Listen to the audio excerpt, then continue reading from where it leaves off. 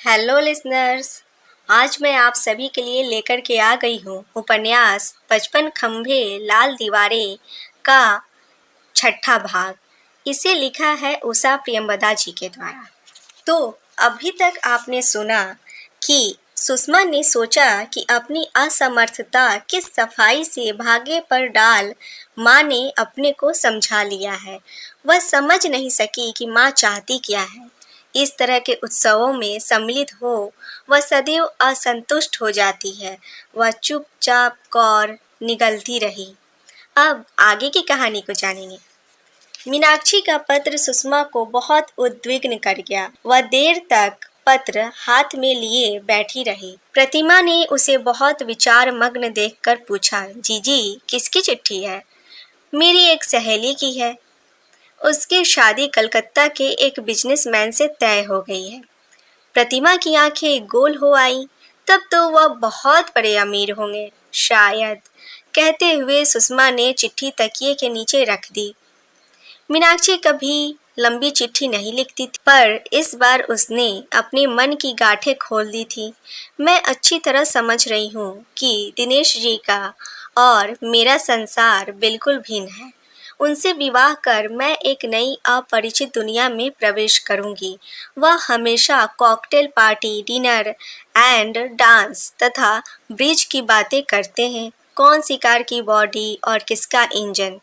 मैं अगर उसमें पाल सात्रे की बात छेड़ दूं तो वह कितने चकित होंगे। पर सच बात यह है सुषमा कि मैं अपने इस जीवन से बुरी तरह ऊब गई हूँ। लेक्चर्स और ट्यूटोरियल में बंधी हमारी संकुचित जिंदगी, छोटे छोटे झगड़े, पर निंदा यह मेरा ध्येय ना था। शायद तुम मुझे पलायनवादी कहो, पर जब एक द्वार मेरे सामने खुल रहा है तो मैं उससे क्यों ना निकल भागूं। जिसके चारों ओर द्वार बंद हो वह क्या करे, उसी कारागार में रहता रहे। सिंखचों से आती धूप और मध्यम प्रकाश के बल पर सांसें लेता रहे। तो अब वहां मीनाक्षी भी ना रहेगी, सुषमा सोच उठी। मीनाक्षी अपने सहज स्वभाव के कारण सुषमा के मन के निकट आ गई थी। वह भी सुषमा को चाहने लगी थी और प्रायः सुषमा के कारण औरों से झगड़ भी पड़ती थी। पर उसने मीनाक्षी के भविष्य का विचार कर उसके लिए सुखी होना चाहा। संजय ने कमरे में आकर कहा, जीजी तुम हर वक्त खाली बैठी बैठी क्या सोचा करती हो। मेरा स्वेटर ही बुना करो, मुझे पता है वह अधूरा रह जाएगा। सुषमा ने हंसते हुए कहा, तो इतना बिगड़ता क्यों है, वहां से पूरा करके भेज दूंगी। बड़ी आलसी हो गई हो, कुछ भी नहीं होता तुमसे। आकाश के उस टुकड़े में ऐसा क्या दिखता है जो हर वक्त उधर ही ताका करती हो। सुषमा मुस्कुरा दी। फिर प्रतिमा उसके पास सरक आई। जीजी क्या सच में मैं डॉक्टर बन सकूंगी? उसका उजला मुख उसकी सारी आशंकाएं प्रतिबिंबित कर उठा। क्यों नहीं प्रतिमा, उतने बरस लगते हैं, फिर सब कहते हैं कि बड़ा खर्चा होता है। तुझे खर्च की चिंता क्यों पड़ गई? सुषमा ने गर्दन मोड़कर उसे देखा। अम्मा हर वक्त रोना रोया करती है। नीरू की शादी, हम सबकी पढ़ाइयाँ, कहती है कि डॉक्टर बनकर क्या करोगी। नीरू के बाद प्रतिमा चुप हो गई। सुषमा प्रतिमा को देखने लगी। यह छोटी सी बहन इतनी बड़ी हो गई है कि शादी के बाद से शर्माने लगी है। प्रतिमा के मुख पर अभी भी बचपन की छाप थी, पर मानसिक रूप से वह बड़ी हो गई थी। आज की जिंदगी कितना कुछ सिखा देती है, सुषमा ने सोचा। संजय ने उछल कर कहा, और अम्मा कहती है कि वह अरविंद है ना, नारायण दादा के छोटे भाई, उससे प्रतिमा की शादी कर देंगे। हट, तू बीच में क्यों बोलता है? प्रतिमा ने बड़े बड़प्पन से संजय को झिड़का। जीजी जीजी, जब इनका प्रैक्टिकल खराब हो गया तो लगी रोने। अरविंद ने बहुत समझाया, तब चुपी। सुषमा के होठ टेढ़े हो गए। एक स्वप्न का जन्म और उसकी मृत्यु, क्या प्रतिमा के साथ उसी इतिहास की पुनरावृत्ति होगी? फिर उसने स्वर में बड़ा प्यार भरकर कहा, अम्मा की बात ना सुना कर। अभी 1 साल और है, फिर जहाँ भी कहेगी वहाँ पढ़ने का इंतजाम हो जाएगा। जीजी मेरा स्वेटर, संजय ने याद दिलाई। वह भी हो जाएगा। उस दिन के बाद सुषमा ने अपने को विविध कार्यों में उलझा लिया। संजय का स्वेटर बुनने लगी, निरुपमा को कुशन कवर्स के नए कढ़ाई के डिजाइन बताए। वह कभी कभी रसोई में भी चली जाती और अम्मा का हाथ बटाती। अम्मा को इन दिनों सुषमा पर बड़ा दुलार आ रहा था। तरह तरह के पकवान बनाकर खिलाया करती। खाने के बाद रात को सुषमा पिताजी को पान लगाकर देती और उनके पास बैठकर उन्हें कॉलेज की बातें बताया करती। उसे लगता कि उसके हारे थके पिता के मुख की रेखाएं कम हो जाती हैं, जैसे उन्हें बड़ा चैन हो कि उनकी चिंताओं का साझेदार कोई और भी है। पर इतनी व्यस्तता में भी वह कभी अनमनी गुमसुम हो जाती। छुट्टी के दिन जैसे पंख लगाकर उड़े जा रहे थे। जब वह वापस चली तो पिता को उसके हाथ के लगे पान ना मिलने का दुख था। संजय उदास हो उठा, प्रतिमा रोई। सुषमा का दिल स्वयं भर आया। लौटते हुए ट्रेन जब यमुना ब्रिज पर से गुजरकर दिल्ली स्टेशन की ओर बढ़ी तो वह पलके झपकाती शहर की सहस्त्रों बिजलियों को देखने लगी। उसे लगा कि वह अब अपने घर आ गई है। वह डब्बे से उतरकर अपना सामान कुली पर रखवा कर चलने वाली थी कि कुछ दूर पर एक खंभे के पास चुपचाप खड़े नील पर उसकी दृष्टि पड़ी। वह अचकचाक रुक गई। नील धीरे धीरे उसके पास आया और बोला, नमस्कार, पहचान लिया आपने? सुषमा को दिन भर के सफर के बाद की अपनी मटमैली साड़ी, बिखरे बालों और अपने मुंह पर कोयलों की परतों का ख्याल आ रहा था। नील बिल्कुल सफेद कमीज और पतलून पहने हुए था। किसी को लेने आए थे? उसने पूछा। हाँ।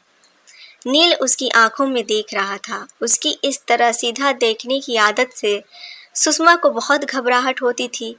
फिर वो आए कि नहीं? आए, नील ने कहा।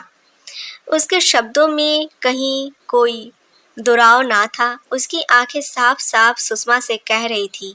पर उस मुख अनुनय की अवज्ञा कर सुषमा ने कहा, अच्छा तो नमस्ते। सुषमा नील को छोड़कर आगे बढ़ गई।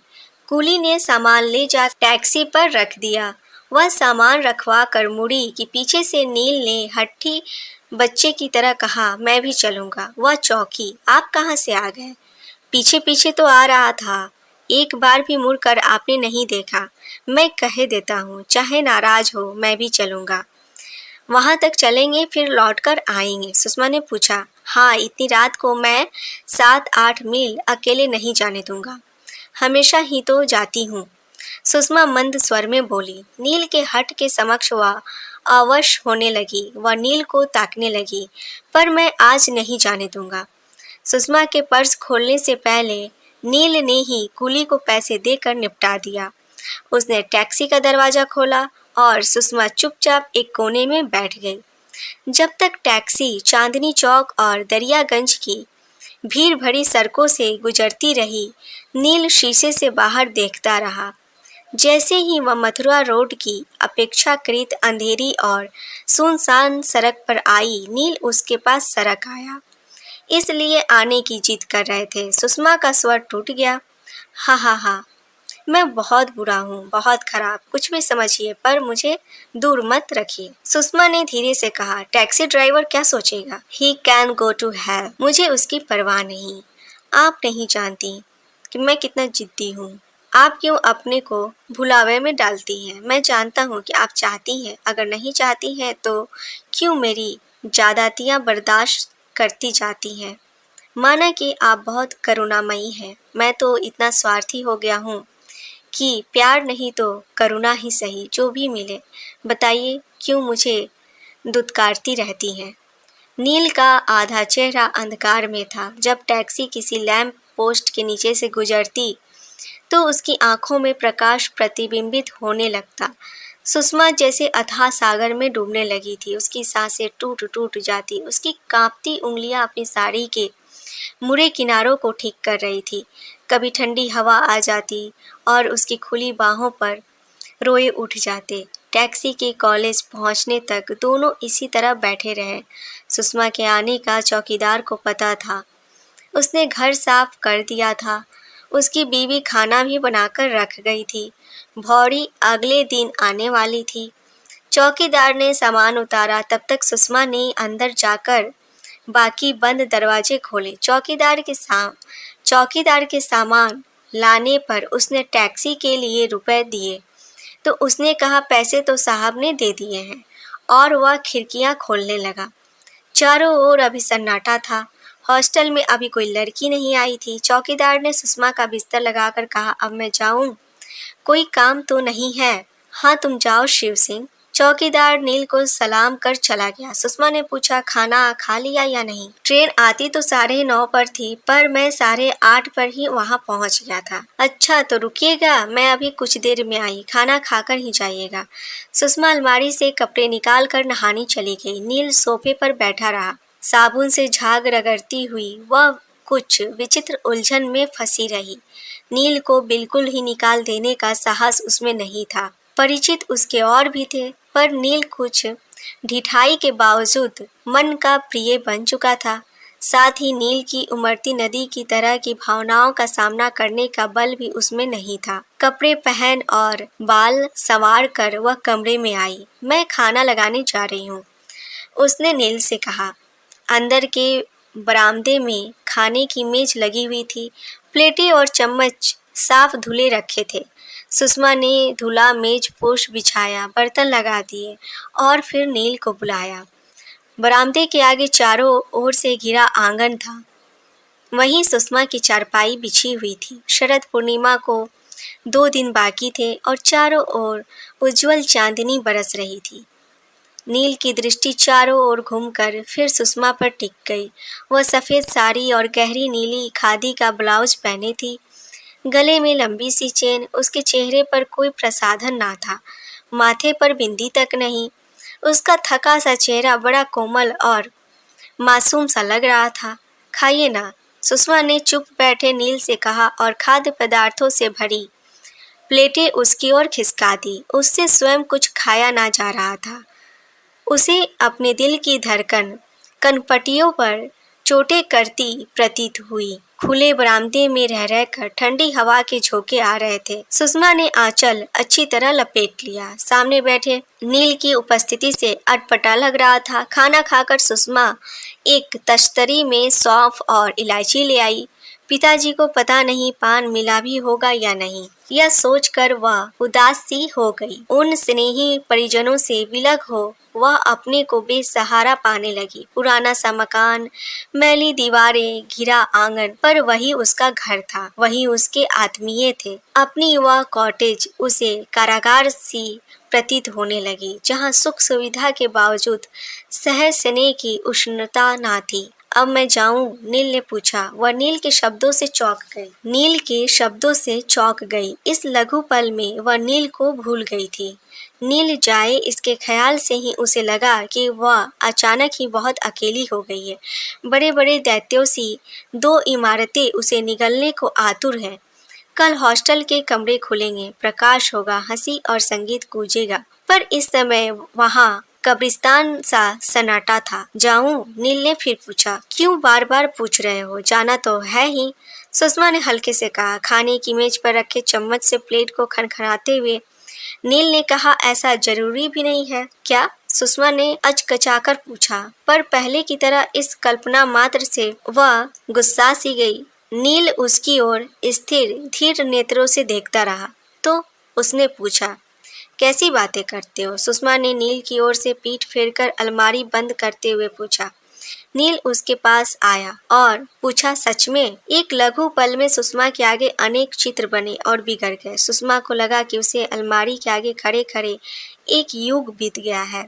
अब तक पढ़ी अनेक किताबों के पृष्ठ उसके आगे फड़फड़ा उठे, शब्द बोलने लगे। पर यह जीवन का स्पंदित क्षण था, अतीत और भविष्य के बीच का सेतु।